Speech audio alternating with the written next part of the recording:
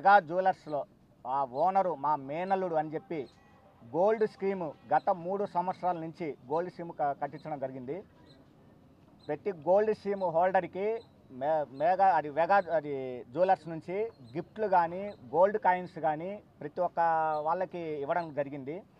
ఇక్కడ ఉన్న ఇన్వెస్ట్మెంట్ మొత్తం ఏదైతే మేము కట్టి ఉన్నామో 26 నెలలు స్కీమ్ ఇది. దాదాపుగా 10 గ్రూపులు పెట్టేశాడు. దాదాపుగా 100 మంది పైన ఉన్నారు దీంట్లో. ఒక్కొక్కళ్ళు 5 గ్రాముల చొప్పున కట్టారు. అట్లా ఒక్క పర్సన్ నుంచే దాదాపుగా 6 అంటే 30 గ్రాములు, 50 గ్రాములు, 100 గ్రాములు ఆ విధంగా కట్టించుకోవడం జరిగింది.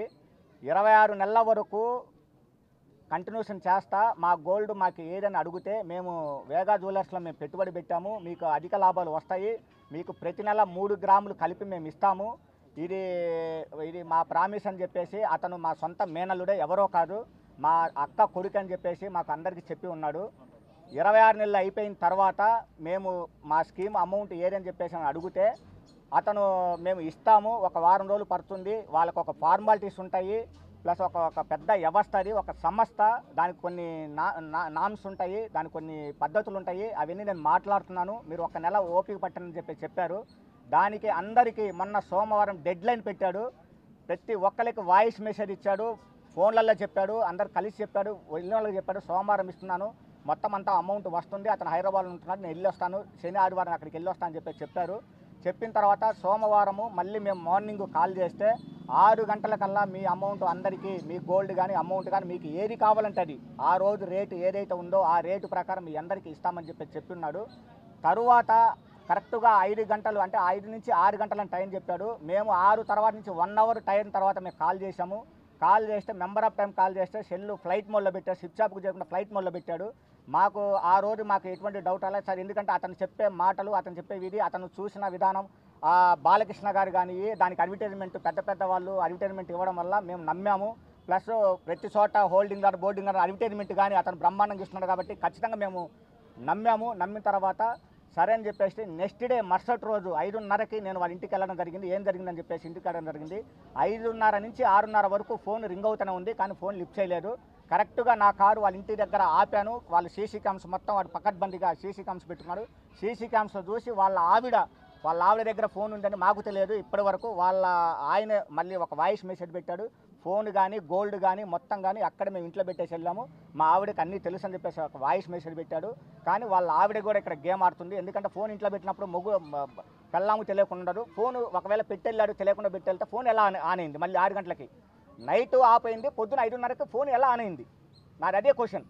5:30 ఆన్ అయింది, నా కారు చూసి సీసీ క్యామ్ చూసి వెంటనే మళ్ళీ ఫ్లైట్ మోడ్లో పెట్టారు. ఇది నేను చెప్పిన కాదు, అతను మళ్ళీ ఒక వాయిస్ మెసేజ్ పెట్టాడు. ఇది పకడ్బందీగా కావాల్సిగా కొంతమంది ఇక్కడ వాళ్ళ ఫ్రెండ్స్ కానీ లేకపోతే వేగా జ్యువెలర్స్ ఓనర్ హ్యాండ్ ఓవర్లో ఉన్నాడు, అది మాకు తెలుసు ఆ విషయము. అతను చాలా ఇన్ఫ్లుయెన్స్ ఉన్న వ్యక్తి, చాలా ఫోన్లు చేయించుకొని అట్లా చేయించుకొని చాలా గందరగోళం చేస్తున్నాడు. కానీ ఇంతమంది బాధ్యులం అందరం ఇబ్బంది పడుతున్నాము. దయచేసి మేము వాళ్ళకి చెప్తాం, ఒకటే చెబుతున్నాం, మా రిక్వెస్ట్, మా గోల్డ్ మాకు ఇవ్వవలసిందిగా కోరుతున్నాము. మేము 6 నెలల నుండి డబ్బులు అడుగుతున్నామండి. డబ్బులు అడుగుతుంటే చివరి దాకా ఉండొచ్చు కదండి, ఉంటే లాభం వస్తుంది కదా, ఇంత లాభం వస్తుంది, ఇప్పుడు పాడుకుంటే నష్టం వస్తుంది అన్నారు. మాకు డబ్బులు కావాలండి, ఆ ఇబ్బందులు మాకున్నాయి అని కూడా చెప్తున్నాము. అలా ఇప్పుడు దాకా చివరి దాకా డబ్బులు కూడా ఇవ్వలేదు. ఇస్తానన్న టైంకి ఫోన్లు స్విచ్ ఆఫ్. ఇవాళ మార్నింగ్ వాయిస్ మెసేజ్ ఏం పెట్టారు, 2 సంవత్సరాల నుంచి మేము ఇబ్బంది పడుతున్నామండి, జనాల దగ్గరికి వచ్చి చెప్తే చంపేస్తారు, నరికేస్తారు, అది భయపడి నేను ఇలా వెళ్ళిపోయానండి అని చెప్తున్నారు. 2 సంవత్సరాల నుంచి ఆయన ఇబ్బంది పడుతున్నప్పుడు జనాల దగ్గర ఎలా కట్టించుకున్నారండి? ప్రతి సంవత్సరంలో 5-6 సార్లు పైన ఫారెన్ ట్రిప్పులు ఎలా వెళ్తున్నారండి? ఇది దయచేసి లోకేష్ గారి దృష్టికి, చంద్రబాబు గారి దృష్టికి వెళ్తే, పవన్ కళ్యాణ్ గారి దృష్టికి, అందరి దృష్టికి వెళ్తేనే మా సమస్య పరిష్కారం అవుతుంది.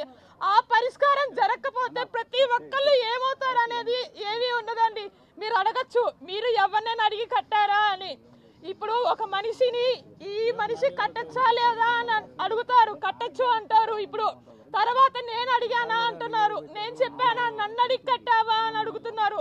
తాపకో మాట చెప్తా, కట్టించుకునేటప్పుడేమో బాగా కట్టించుకున్నారు, తర్వాత ఏమో నాకేమని చెప్పావా అని అడుగుతున్నారు. ఏమని సమాధానం చెప్పాలండి? ఏమీ చేయలేని అసమర్థుల్లాగా ఉన్నాము.